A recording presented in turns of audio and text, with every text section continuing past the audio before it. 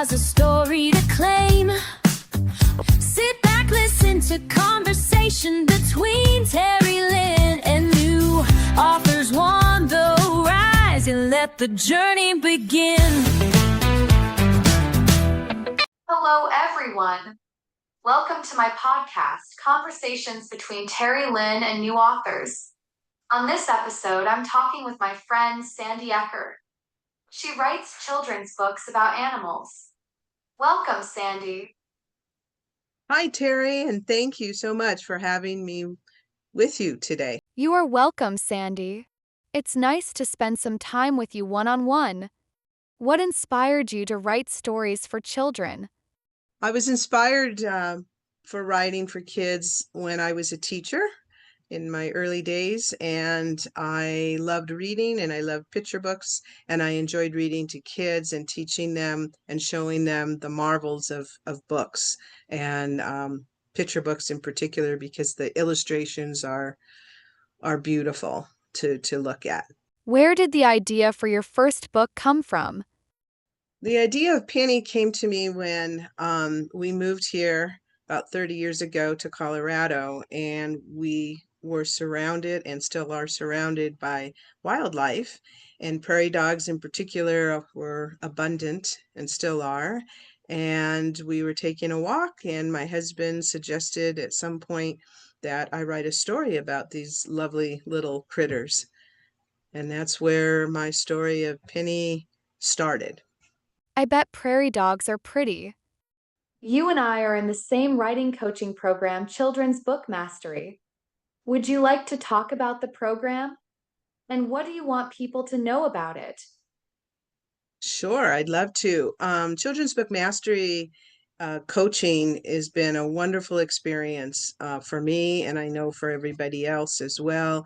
Our coach, Karin Ferrara, has been wonderful in showing us and teaching us all the techniques and things that are needed to become a good writer, and especially a good writer for children.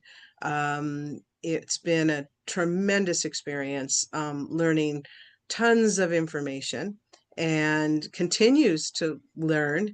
And but what also makes it such a fun place is the people who are also part of the group, and we all sort of come together, work together, cry together, and complain together, and learn together. And it's been a really great family to and support system as a writer. Yes, Karin is the best. And like you said, it's a lot to know about writing, and she teaches us everything we need to know, including how to market our books. I also agree with you that having at least one support group of other authors is very important. Did any real-life kids or experiences influence your characters? The characters that I've used, Penny and her friends, all are the animals that I'm surrounded with. And so by watching them and learning from them, I was able to use their information, or use that information into my stories, and to try and teach kids all about them and how they work, how they live. And it's been a great experience. I love animals, always have been, and to learn to be about these wonderful critters that live among us, I think is a wonderful and an important lesson to be able to teach, because we have to learn to share the space with them as they learn with us too. So teaching that to kids is an important lesson. Thank you, Sandy, for writing a children's books to teach kids how to respect and be kind to all animals. That is an important lesson for everyone to learn. What age group do you write for, and why that age in particular? I write for kids 4 to 7 or 4 to 8 years old, mainly because the books I have a lot of information about the animals. And I want kids to be able to understand them and respect them, and to be able to enjoy them. And I think that age level is, the kids are a little bit more apt to understand it and to be willing to learn all about them. The little tykes are a little too young to really understand them. So I decided to go for the older group that would be able to understand the lessons as well as enjoy the story too. I agree that age range will enjoy your books, Penny's Adventures About Prairie Dogs. What's your favorite children's book from your childhood? My favorite children's book is Charlotte's Web, E.B. White's story about a farm life and the animals that are there, as well as the humans and how they interact. Very similar to what I write about, although I don't use humans in my story, but understanding where things come from in the eyes of the wildlife or the farm life, in the case of Charlotte's Web. And I enjoyed that story a lot. It was a very heartfelt story. It had a lot of emotions into it that I enjoyed, and I really appreciated that kind of writing and that kind of story. And of course, I rooted Charlotte on the whole way. So, and Wilbur. How was it like seeing your story come to life through illustrations? It was fantastic, unbelievably fantastic. Seeing my illustrations telling my story with my words was just a wonderful experience. I was really I really wanted to make sure I had the right illustrator for my story. Since I was using animals and real life animals, I wanted them to be more real life looking and not so much cartoon style. So I got that. The illustrator I have did a marvelous job. She was able to capture everything about all the animals in the story and bring them totally to life. And it was beautiful to see on the page and beautiful to see along with my text the story coming to life. Yes, your illustrations are beautiful and so realistic. How did it feel when you held your book for the first time? It was wonderful. It was absolutely wonderful. Writing is a journey, and as all authors can contest to, it's a lot of times a very long journey, and a lot of things go into it. So when you finally see it coming together as an actual book that you can hold and feel and see and read and enjoy, is just a tremendous, wonderful, glowing feeling inside of you as an author to be able to have that finally come true and come to life. It was a lovely experience to see and feel and hold my actual book. Yeah, it's an incredible feeling to hold your book after all the hard work you have done. What do you hope children take away from your book?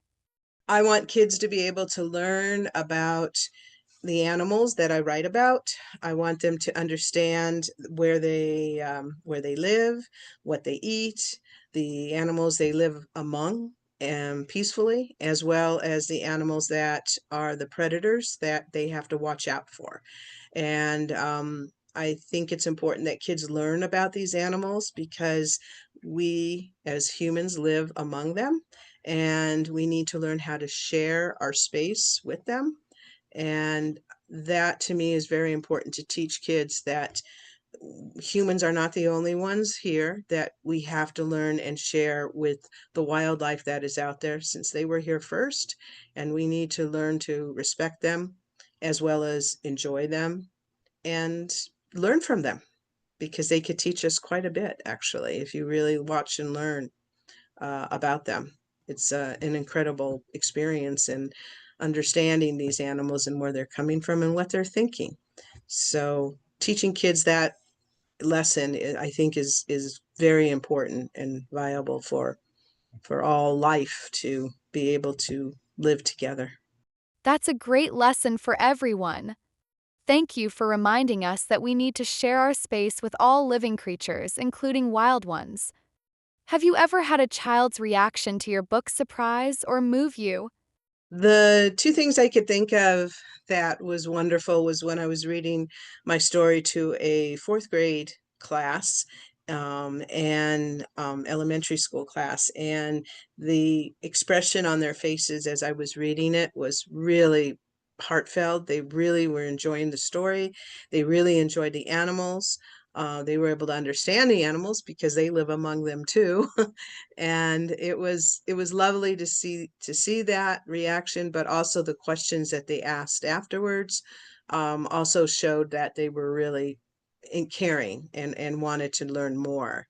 And then the other thing that really brought my heart feeling good was when I received pictures from parents and grandparents that were reading my story to their kids, and seeing and watching them read it was just a lovely thing to see. I think that was just, it felt good that there was someone actually there reading my story. So, and to see that come to life was wonderful.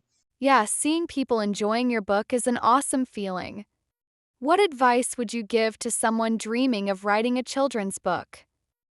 I would say just write. Keep writing. Write every day if you can. Doesn't matter if it's good or bad or anything. You just write, get it all down, either on paper or on the computer. And you're going to always go back to it at any time then. And if it's something that you're inspired by, you can take that piece and work on it. But writing is a is a technique that we all have to learn how to do, and to do properly and to do well.